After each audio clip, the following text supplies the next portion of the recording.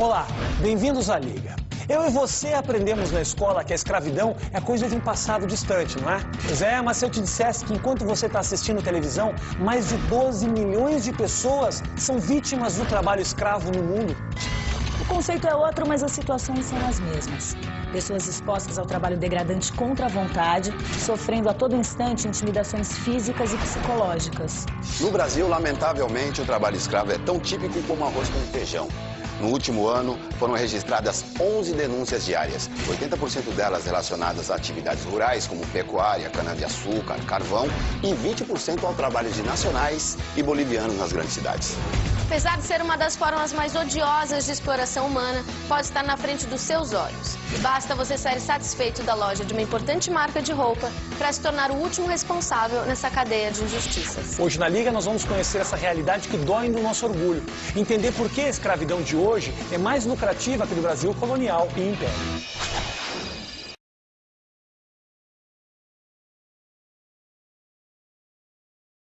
Estou no interior do Pará e eu vou acompanhar o Grupo Especial de Fiscalização Móvel, que vai apurar uma denúncia de trabalho análogo ao de escravo. Como vai ser a operação hoje? A gente tem hoje uma denúncia a ser apurada aqui na região de Goianésia do Pará, na atividade de carvoejamento, da produção de carvão vegetal. E o que a gente pode esperar encontrar lá hoje? A gente vai encontrar uma situação degradante de trabalho. O relato que a gente tem é de que eles estariam instalados em barracos de lona, que não havia distribuição de EPI, pagamento regular de salário. Então, a intenção é apurar essa situação que está relatada lá. Estamos em Goianésia do Pará, estado com grande produção de carvão e campeão histórico de resgate de trabalhadores escravos. De 1995 até 2011, foram mais de 12 mil casos, mais que o dobro do segundo colocado, o estado do Mato Grosso. Hoje, junto com o Ministério do Trabalho e Emprego, Ministério Público do Trabalho e a Polícia Federal, vamos mata dentro verificar mais uma denúncia dessa atividade criminosa. Depois de rodar por horas aqui nas estradas de terra da fazenda, a gente encontra o primeiro sinal de fumaça. Encontramos um forno. Vamos lá que os policiais já estão fazendo a primeira abordagem. O objetivo desse trabalho aqui é verificar as condições de trabalho. Faz quanto tempo que você trabalha aqui? Mais de uns 18 dias por aí. Aí você trabalha como forneiro. Você enche e tira ou só enche? Enche e tira. Você já tirou quantos fornos? Eu tirei só 2. E quanto você acertou por forno? Para encher e para tirar? 25 para encher e 10 para tirar. Quem é o responsável aqui? Quem é o gerente de vocês? Não tem gerente, não. E o Carlinhos? Eu falo ele... É o dono. Então, esse cara que está sendo entrevistado aqui, ele é um dos trabalhadores. Ele está contando como é o trabalho dele aqui na fazenda. Primeiro, um grupo vai até a Mata Virgem para cortar toda essa madeira com motosserra.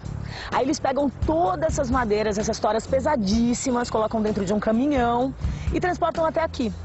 Aí o carbonizador pega essa madeira, enche o forno, coloca fogo. Depois de uns dias ele volta para tirar toda essa madeira que já virou carvão.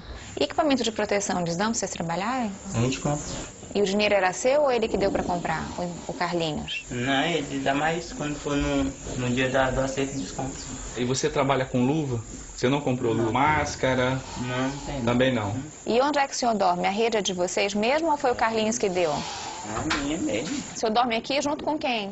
É o outro menino que tá pra gente aqui também. Papel higiênico tem aqui? Não tem, não. Aí vocês limpam como? Quando vocês defecam? Papelão, qualquer coisa. E onde vocês costumam fazer as necessidades de vocês? Lá pra dentro do mato. E à noite, se tiver que ir, como faz? Vai pegar a lanterna e vai. Se tiver chovendo também. Do jeito que tiver... Agora a gente vai acompanhar. Ele vai mostrar de onde ele tira a água que ele bebe aqui. Quando pega a água aqui, leva direto e consome desse jeito.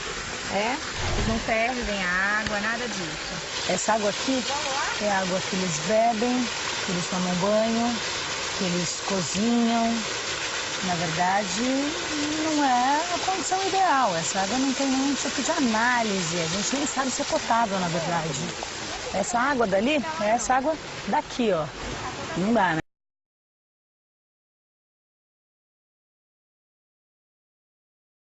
Quando Quando a gente fala em trabalho escravo, as pessoas imaginam aquele trabalho escravo do Brasil colonial. Qual a diferença desse trabalho escravo para o trabalho escravo que a gente tem hoje no Brasil? Primeiro, o pessoal tem que lembrar que o trabalho escravo de hoje não é aquele trabalho escravo que tem corrente, que tem tronco, não tem a ver com a cor de pele, né? Ele não tem, as pessoas não têm mais direito de possuir uma outra pessoa, né? Não se compra, não se vende gente nesse tipo.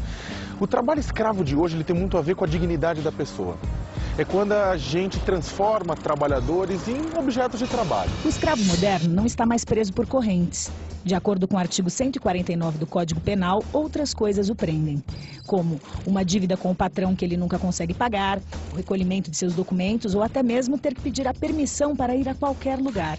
Além disso, quase sempre encontramos também um ambiente degradante de trabalho e jornadas exaustivas. A produção de carvão é a segunda maior ocorrência de trabalho escravo no Brasil.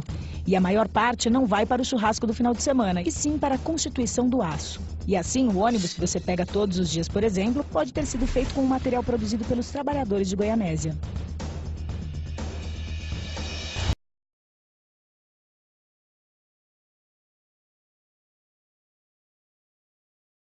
O senhor é o que aqui? Eu sou o carbonizador. Carbonizador. O que faz o carbonizador? É que coloca a lenha dentro do forno, queima para transformar o carvão.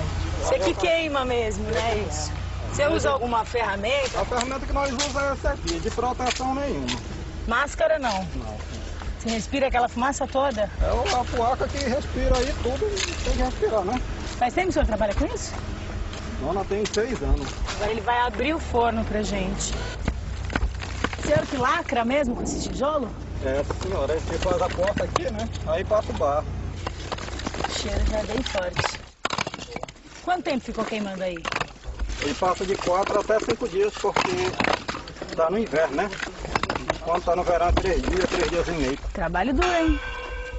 Um pouquinho. Agora ele vai começar a esvaziar esse forno todo, olha lá. Sobe, dá-lhe fumaça. Você não se incomoda com esse cheiro, não? Não, acostumou, né? Nossa, mas deve fazer um mal, hein? Um pouco. Aqui tem vergonha de estar tirando, é obrigado a estar se molhando para poder entrar. Pra aguentar? Para aguentar a temperatura. Quando está muito quente, o camarada não pode entrar em pé. Assim que nem entra aqui, né? Não pode. Por quê? Tem que se abaixar, porque a quentura ela evapora toda aqui, ó. Ah, ela fica em cima? Ela vem por cima. Aí é danado para pegar na visão, né? Essa quentura que vem aqui. Se a pessoa em pé aqui, ela... perigoso queimar de... Ó, cuidado. O trabalho do cara é muito arriscado. Fora todo o pó que ele respira enquanto trabalha, tem o calor. Ele molha o corpo todo antes de entrar ali dentro, porque o vapor que sai dali é suficiente para queimar a vista dele. Agora pensa comigo, se enquanto ele estiver ali dentro, bate um vento, pega fogo. Mas mesmo assim ele continua aí porque ele tem que sustentar a família dele.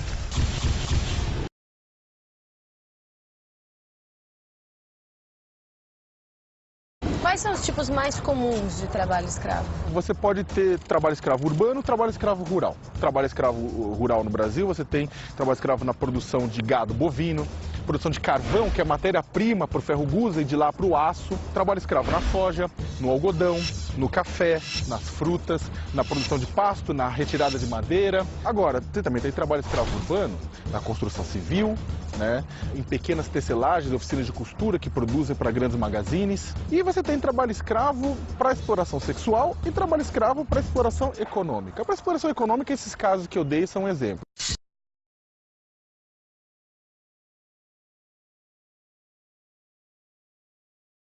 Aqui a obra, olha, a obra está exatamente aqui, ó, nesse ponto. Já tem gente trabalhando.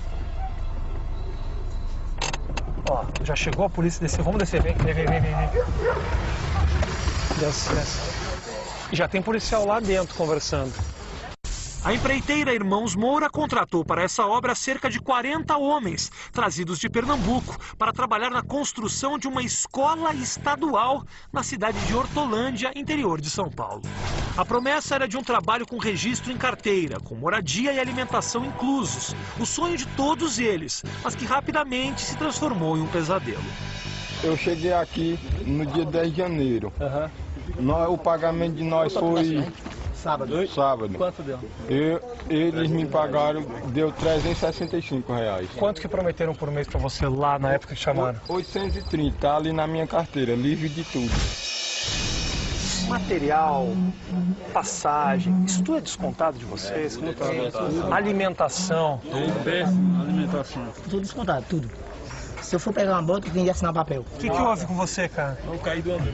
Caiu do andaime? Na altura de 1 metro. E tinha algum tipo de segurança pra você ou era mais complicado? Sim, era baixinho, então. Agora, deixa eu te mostrar. O andaime tá todo irregular. Isso, o que houve? O andaime tá todo irregular. Aquele andaime ali que você tá falando? É, calma, não, foi no regulamento mesmo. O Moito Ronaldo vai dar uma olhadinha para ver mais ou menos a estrutura que essas pessoas trabalham, mas o impressionante é como se juntam para falar uma história que se repete. A situação ela é realmente bem pesada. As pessoas sobem aqui? Olha lá. Esse andaime tá irregular, viu? Tá caminhando ali, eles não estão com o cinto de segurança amarrado, ali o risco de queda, o risco de morte. Se ele tropeça para um lado ali, ele vai pro chão. Eles tinham que estar amarrados ali, né? Então eu vou chamar o fiscal do trabalho e pedir para ele interditar isso aí. Olha aqui, ó. Tem que ter uma proteção. Imagina você manipulando isso aqui. O que acontece? Se você cortar seu dedo. Ó, isso aqui tem que ser protegido. Tem que ter uma área isolada. Tem que ter uma orientação de Deus. Não tem nada. Ó, a parte elétrica, se der uma chuva, tem risco de curto-circuito. A fiação tem que ser protegida naqueles canos. Água correndo atrás. Ó a chance de ter um acidente aqui. E o que você está vendo aqui, isso é comum? Isso aqui está realmente prejudicado mesmo? Infelizmente é comum. Agora, está tudo errado. Isso não é nossa competência, é do Ministério do Trabalho, mas o Ministério do Trabalho talvez até embargue a obra. Porque está colocando em risco a integridade física deles. E com o agravante que nós estávamos ouvindo por aí, que estavam todos com a carteira retida. Todos com a Quem está com a carteira retida? retida não é registrado. É isso que é o maior problema, porque assim, em último caso, no caso de morte, quem que vai amparar isso? Ninguém. É onde nós mais batemos, mas assim, infelizmente isso é tão comum. Ainda tem pessoas dentro da obra que estão trabalhando, quer dizer, que mantêm isso, porque infelizmente para essas pessoas talvez essa seja uma oportunidade melhor do que a que elas viveram a vida inteira. É esse que é o grande problema disso tudo. São pessoas que vêm de fora, vêm de muito longe, com uma situação financeira extremamente prejudicada, em que isso às vezes é uma oportunidade. Quem é que aqui está sem a carteira? Levanta a mão que eu quero ver. Todo mundo está preso. Eles não estão registrados. Claro que não estão registrados. Vocês acham que vocês estão registrados? Todo dia o contador me tem que prazo, né? 45 horas para devolver a carteira assinada do trabalhador. A lei diz que o empregador tem um prazo de 2 dias para assinar a carteira do funcionário e devolvê-la. Mas o que acontece é que não só o patrão não assina, como também não a devolve, criando a expectativa no contratado de que está tudo sob controle.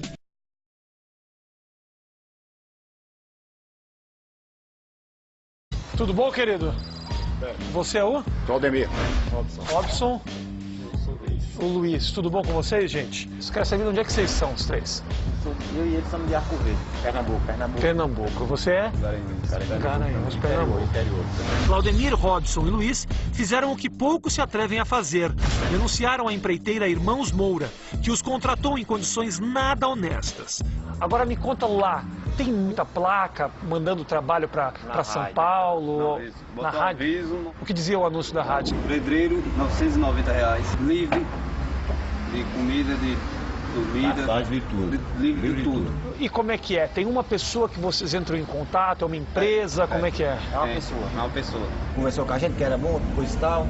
A gente falamos que a gente não assinou, eu não tenho carteira assinada, é a primeira vez que ia ser assinada. Aí vamos embora. Pra vocês era bom isso na época? Vocês viajaram com quanto no bolso vocês tinham? Deu R$20. 20 reais. R$1.025. Como foi essa viagem aí, cara? Eu só comia pão, né? Um pãozinho, um tal, um pequeno. Eu não comia, eu falei, não, quando chegar lá, pelo menos se alimentar, né? Foi 3 dias de viagem. Com o dinheiro que eu tava, eu falei, ó, chega lá, pelo menos algum dinheiro pra comprar alguma coisa, entendeu? Chegando aqui, quem é que foi receber você? Ele mesmo. 8 horas da manhã. Ele quem que você fala? O Clécio. O Clécio. O dono da empresa? O dono da empresa. Aí a gente tava sem almoçar, sem comer direito, né? A sorte da gente foi que o motorista do ônibus deu R$10 pra gente lanchar. Cara, o motorista do ônibus teve que ajudar vocês, cara? Chegou, deu R$10. Aí a gente fez um lanche. Chegando na obra, ele explicou o que era o trabalho. Aí falaram que era tudo descontado e a passagem, a alimentação e dormir e tudo. E o tempo que você passar aqui, com 3 meses é que pode ir embora e dinheiro só sai com 2 meses. Você tinha que trabalhar 2 meses para ganhar R$1. Antes disso, não é nem R$1 você ganhava. Dava R$10 de vale. R$10 por dia? Não, R$10 de vale. Quando ele quisesse dar.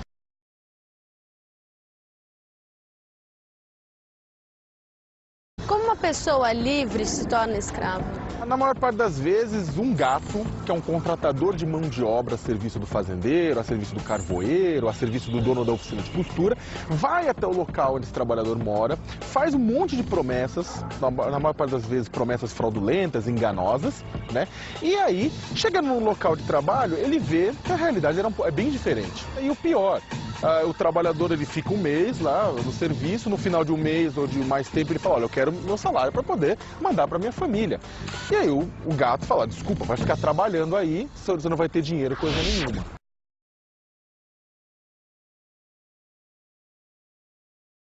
Se para esses trabalhadores ir para uma cidade que não conhecem e longe da família já os coloca em uma situação vulnerável, imagine para quem vem de outro país, com costumes diferentes, falando uma língua distinta e com medo de ser deportado a qualquer momento.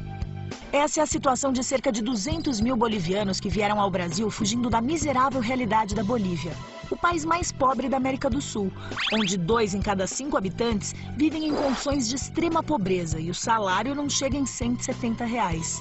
O cenário perfeito para quem quer explorar a mão de obra barata. A gente está aqui no interior de São Paulo e ali naquela casa de esquina houve uma denúncia de que existem bolivianos supostamente trabalhando como escravos. A gente veio aqui acompanhar a operação e apurar essa denúncia. O pessoal está fiscalizando, a auditoria está aqui, vendo se eles estão regulares, os trabalhadores, e eles não param de trabalhar um segundo. Olha isso aqui. Tanto de micropartículas de tecido. Olha a sujeira. Olha isso. Tem uma mulher que está com máscara, mas a maioria deles estão sem máscara. Imagina a quantidade de problemas respiratórios que eles não podem ter em decorrência disso, dessa inalação. As instalações são super de risco. Esse extintor de incêndio foi carregado em 98, gente. 98. O termômetro está vermelho, quer dizer que está descarregado. As pessoas trabalham lá embaixo. Se tem algum incêndio no local de trabalho, elas têm que subir até aqui para pegar esse extintor vazio, né, no caso, para tentar apagar algum incêndio. Já vem. Difícil, né? A gente chegou aqui e tem muitos bolivianos aqui. Por que as pessoas saem de lá para vir aqui para o Brasil? Há algumas que estão estudando. O câmbio real a bolivianos equivale mais, né? Lá você ganhava quanto por mês? Ganhamos 800 bolivianos. E aqui você ganha quanto? 800 reais. Uma melhora grande. Você ganha por mês ou você ganha por peça que você produz? Peça. Por exemplo, esse modelo que você está produzindo? 1,80. 1,80 por peça. E esse valor é dividido em quantas pessoas? Eu faço entre 4 para 4, dividido. Então, assim, o valor é dividido por quantas pessoas fazem a calça. Quantas pessoas estão fazendo uma calça? 20 e poucos centavos por pessoa, por calça produzida. Essa calça aqui da marca Zara, não é de Pomelô, é da marca Zara. O pedido Zara. E aqui o pedido que foi feito pela Rhodes, da marca Zara. As grandes marcas acabam transferindo sua produção para uma empresa de confecção que, por sua vez, transfere para essas pequenas como essa que encontramos hoje. Quando o consumidor acha que está pagando R$500, R$1.000 ou um preço muito grande pela peça que compra, ele pensa que está comprando toda uma qualidade atrás disso. E às vezes não está. Então alguém está lucrando mais do que aquilo que diz que vende, né, do que ele diz que lucra para o consumidor. A partir da denúncia que nos levou a esse operativo, foi detectado que havia problemas na cadeia de produção da Zara, que funciona assim. A multinacional fornece uma peça piloto para suas intermediárias, que repassam a produção para oficinas clandestinas, que produzem de fato a roupa, que você vai encontrar nos melhores shoppings da cidade.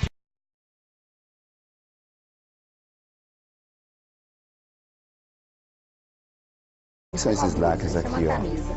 Então, esse é o lacre que indica o piloto, né? A peça piloto, não é isso, Alexandre? Esse é um controle da Zara, né, de que a peça é uma peça legítima, né, um modelo aprovado pela Zara. Quanto você ganha por esse vestido? 6, 7.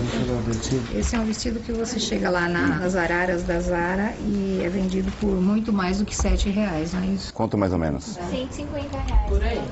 Aí, ó, tá vendo? Com certeza, menos que isso. Nossa, hein? É muita diferença, né? E eles ainda falaram que quando eles estragam a peça, eles têm que pagar o valor da peça original da loja. Ou seja, aqui eles estão ganhando 6, mas se estragar, eles pagam o preço que está vendido lá. Ou seja, vai passar a vida pagando as dívidas, então, de um erro mínimo. Estragou a peça, tem que pagar a peça inteira.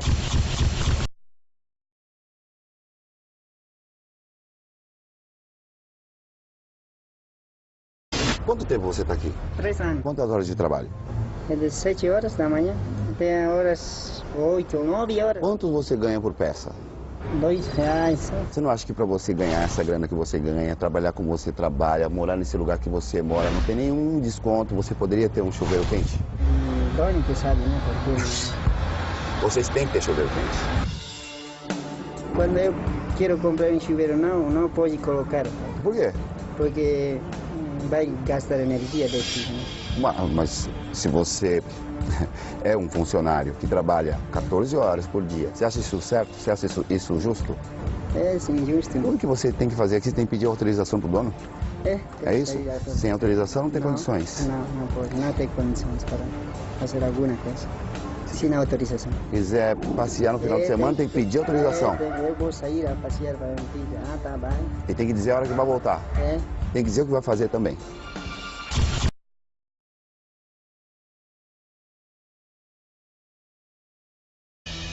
Como funciona exatamente a escravidão por contração de dívida? O trabalhador, ele é aliciado, ele é procurado por um contratador de mão de obra, um gato, né? No seu local de residência, na sua cidade natal ou em uma cidade perto.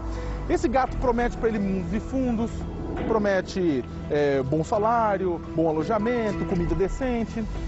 E esse trabalhador, algumas vezes, recebe um adiantamento do gato, né, que paga pelo transporte. Quando chega no seu local de trabalho, ele acaba também comendo, dormindo, e o gato vai anotando tudinho. Às vezes o trabalhador é obrigado até a comprar um instrumento de trabalho. Chegando no final do mês, o gato fala: olha, eu precisava te pagar 500. Pô, mas 500? Mas você me prometeu mais. Não, vou te pagar 500. Só que você me deve 1.500.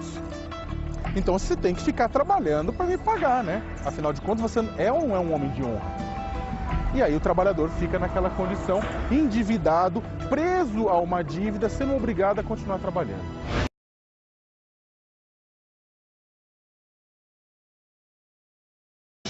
O que já foi feito e o que ainda precisa ser feito no combate ao trabalho escravo no Brasil? Durante o governo Fernando Henrique foi criados os grupos móveis de fiscalização, esse pessoal que checa, denúncia e retira trabalhadores.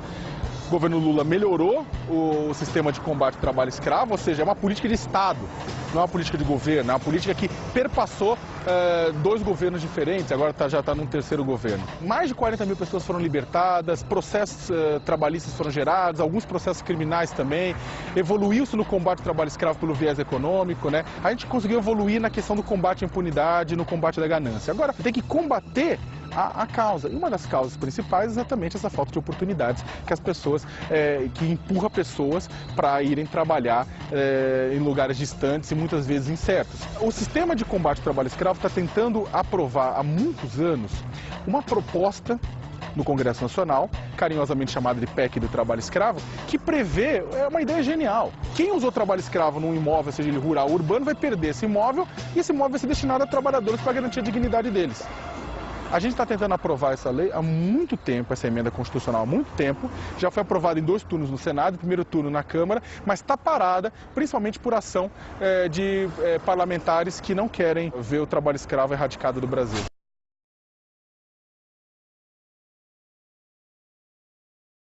Como escravo se torna livre? Quando a denúncia daquela situação consegue chegar nas mãos do Ministério do Trabalho e Emprego, do Ministério Público do Trabalho, da Polícia Federal, da Polícia Rodoviária Federal, que mandam equipes de fiscalização para verificar in loco a situação. E constatando que a situação é de trabalho escravo contemporâneo, eles retiram esses trabalhadores e obrigam o pagamento dos salários atrasados e dos direitos trabalhistas.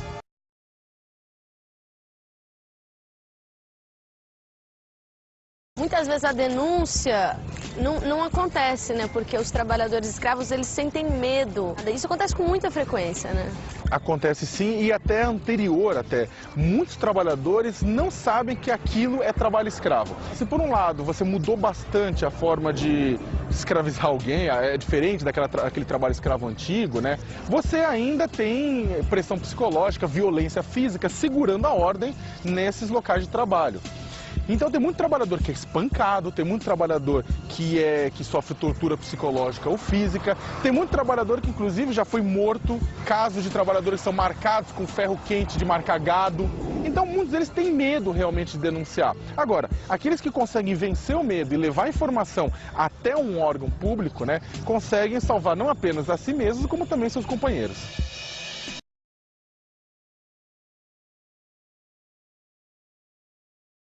O que acontece com o empregador quando ele é flagrado como se utilizando de trabalho escravo? Em tese, acontece três coisas. Ele pode ser, primeiro que na hora que ele é flagrado por trabalho escravo, ele vai receber multas, autuações. O nome dele depois vai para a lista suja do trabalho escravo. Estando na lista suja, ele não consegue empréstimos públicos, empréstimos em bancos, por exemplo. Segundo, ele vai sofrer um processo trabalhista na Justiça do Trabalho. Provavelmente vai ter que pagar milhões de reais em indenização, centenas de milhares de reais em indenização. E terceiro, ele vai ter que enfrentar a justiça por conta do crime que ele cometeu, né? Trabalho escravo, de acordo com o artigo 149 do Código Penal, dá de 2 a 8 anos de chilindró.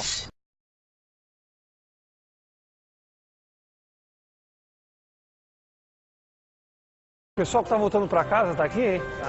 Hein? Com certeza. E aí, querido, tudo bom? E a gente fica muito grato pela volta, né? Vocês tiveram a coragem de enfrentar, vocês fizeram a denúncia, foram atrás, batalharam, tudo isso aconteceu e a gente está conseguindo mostrar isso pela coragem de vocês. O que vocês têm a dizer para as pessoas que de repente assistem isso aqui e que estão passando pela mesma situação agora sem poder voltar para casa? Não fique com medo dele, não. Não baixar a cabeça. Não baixar a cabeça. Criar coragem e falar assim, eu vou seguir em frente mesmo. Vou correr atrás do meu direito. Não tem medo. Vou procurar resolver o problema. Boa sorte para vocês e que tudo seja bom para vocês agora nesse retorno aí, viu? O pessoal agora tá voltando para casa e é um absurdo, né? A gente imaginar que eles saíram de casa buscando um futuro melhor e agora estão felizes. Felizes para voltar para um passado de pobreza, mas um passado sem essas surpresas desagradáveis. Trabalho escravo é uma realidade nesse país, infelizmente, muito mais comum do que a gente imagina.